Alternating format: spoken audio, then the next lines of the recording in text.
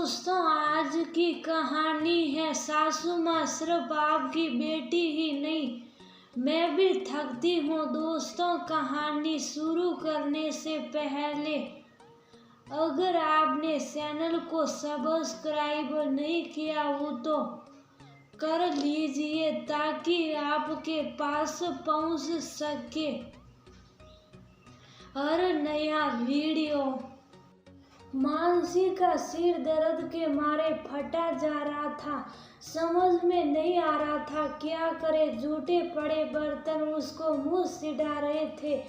अभी अभी वह अपनी ननद पूजा के साथ बाजार से लौट कर आई थी और पूजा उसको जबरदस्ती ले गई थी अपने साथ। उसने पूजा से कहा भी था, दादी घर में सारा काम पड़ा है और काम वाली भाई भी नहीं आ रही है, आप किसी और के साथ बाजार चली जाइए। लेकिन पूजा ने उसकी एक न सुनी।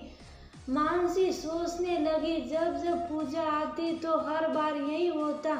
पूरा परिवार कहीं ना कहीं मानसी को अनदेखा करता रहता और वह अकेलेपन से बहुत घबराती। सारा काम उसके सिर पर आ जाता। पूजा का फोन आया कि मम्मी मैं कुछ दिन के लिए मायके आ रही हूँ। पूजा दीदी का फोन आते ही वह घबराने लगती कि अब तो पूजा दीदी आने वाली है और फिर वही प्रताड़ना हमको झेलनी पड़ेगी। 2 दिन बाद पूजा दीदी अपने बच्चों के साथ आ गई। मानसी ने हर तरह से उनका स्वागत सत्कार किया। पूजा के दोनों बच्चे भी, बेटी 20 वर्ष और बेटा 17 वर्ष का, वो भी साथ में आई। जब पूजा आती तो मानसी अपनी तरफ से उनके स्वागत सत्कार में किसी तरह की कोई कमी नहीं रखती। फिर भी तरह तरह के व्यंजनों की फरमाइश पूजा और उसकी सासू माँ राधा किया करती और मानसी भी दौड़ दौड़ कर खुशी से सारी चीजें बनाती। लेकिन उसको खराब तब लगता जब पूरा परिवार एक साथ बैठ जाता और मानसी अकेले ही सारा काम निपटाती रहती। जब उसके खाने का समय आता तब तक या तो सारा सामान समाप्त हो चुका होता या बहुत थोड़ा बचता। मानसी कभी तो अपना मन मार लेती या कभी और कुछ अपने लिए बना लेती। चलो यहाँ तक तो सब ठीक है, लेकिन दिन भर पूजा और मानसी की सासू माँ राधा कमरे में बैठी बैठी शुभ साफ पता नहीं क्या क्या बातें करती रहती। अभी मानसी को अपनी चर्चा में शामिल नहीं करती, जैसे लगता कि वह मानसी के बारे में ही बातें कर रही हो। पूजा कभी नहीं मानसी से कहती कि आओ तुम भी मेरे साथ में बैठकर कुछ खा लो या आओ तुम भी हम लोगों के साथ में बैठकर बातें करो। हमेशा उसको उपेक्षित ही किया जाता।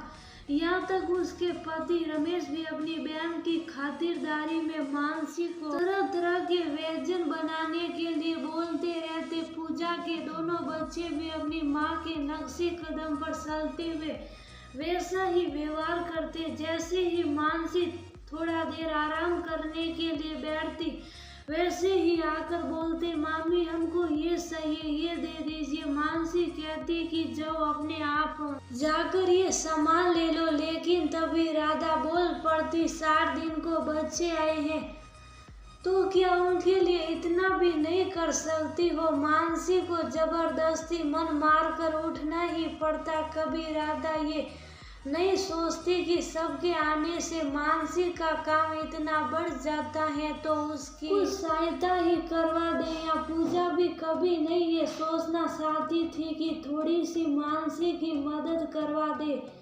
पूजा की अपनी ननद से तो बिल्कुल बनती नहीं और ना ही कभी उसे बुलाती। लेकिन अपने मायके में आकर पूजा मानसी पर बहुत ज्यादा हुक्म चलाती। आखिर आज तो हद ही हो गई। पूजा जबरदस्ती मानसी को बाजार लेकर गई थी और लौटते लौटते रात हो गई। अब काम वाली बाई तो आई नहीं थी, सारा काम बिखरा पड़ा था। यही देखकर मानसी बहुत ज्यादा परेशान थी। पूजा तो बाहर से आने के बाद आराम से बैठकर सबके साथ गप्पे मारने लगी। राधा और रमेश साथ में बैठे थे। मानसी के सिर में बहुत तेज दर्द हो रहा था। उसके समझ में ही नहीं आ रहा था कि कहाँ से काम शुरू करे। तभी अंदर से राधा ने कहा, मानसी, पूजा बहुत ज़्यादा थक गई है, ऐसा करो पहले गरम गरम नाश्ता बना लो, फिर खाने में कुछ बढ़िया सा बना लेना। एक तो बहुत तेज सिर दर्द, ऊपर से सब लोग बैठकर गप्पे मार रहे। सारा काम पड़ा मानसी के करने के लिए। पूजा थक गई है, जैसे मेरे शरीर तो थकता ही नहीं है। अब तो उसे बहुत जोर से रोना आया। मानसी बहुत हिम्मत करके राधा से जाकर बोली, सासू माँ, कभी आपने मेरे बारे में भी सोचा कि बहू भी थक जाती है? ठीक है, मैं सब काम कर लेती हूँ, लेकिन कभी आपने या पूजा दीदी ने सोचा कि बहू अकेले काम कर रही है तो जरा हाथ बटा ले। घर में 4 व्यक्ति बढ़ते हैं तो काम तो बढ़ता ही है, वह भी तब जब सब बराबर से खाने वाले हो। आप क्या समझती हैं मैं कोई रोबोट हूँ जो शायद जितना काम करा ले? नहीं, अब मैं भी थक गई हूँ, मेरा भी शरीर आराम चाहता। और फिर इतना करने के बाद भी आप लोगों को कभी ये नहीं लगता कि मैं कुछ करती भी हूँ? मेरा भी मन करता है कि जब आप सब लोग बैठकर बातें करते हैं तो मैं भी आप लोगों के साथ बैठकर बातें करूं। क्या मेरे अरमानों की कोई कीमत नहीं है? इतना सारा काम पड़ा, आप सब लोग आराम करने बैठ गए और मुझे फरमाइशों की लिस्ट मिलनी शुरू हो गई। तभी राधा तपाक से बोली, लगता है कि तुमको मेरी बेटी का आना खराब लगता है। ये मेरी बेटी का मायका है, इसका जब मन चाहेगा ये आएगी। तो मम्मी, मैंने कभी आने के लिए नहीं मना किया,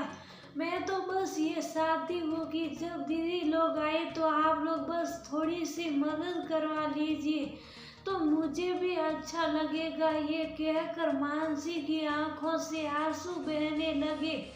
तभी राधा बोली, लगता है तुम बहुत ज्यादा मेरी बेटी आने से दुखी हो जाती हो, लेकिन ये तो आती ही रहेगी। तभी मानसी भी बोली, ठीक है मम्मी जी,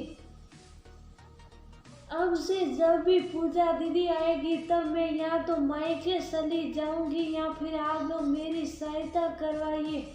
बहुत समझौता कर लिया मैंने अपने आप के अस्तित्व से, और अब बिल्कुल भी समझौता नहीं करूंगी, चाहे कुछ भी हो जाए। इतना कहने के बाद मानसी रोते हुए अपने कमरे में चली गई और पूजा और राधा वहीं पर बैठी बैठी मानसी के बारे में उल्टी सीधी बातें बनाने लगी। शायद उनको अभी भी सही बात समझ नहीं आई।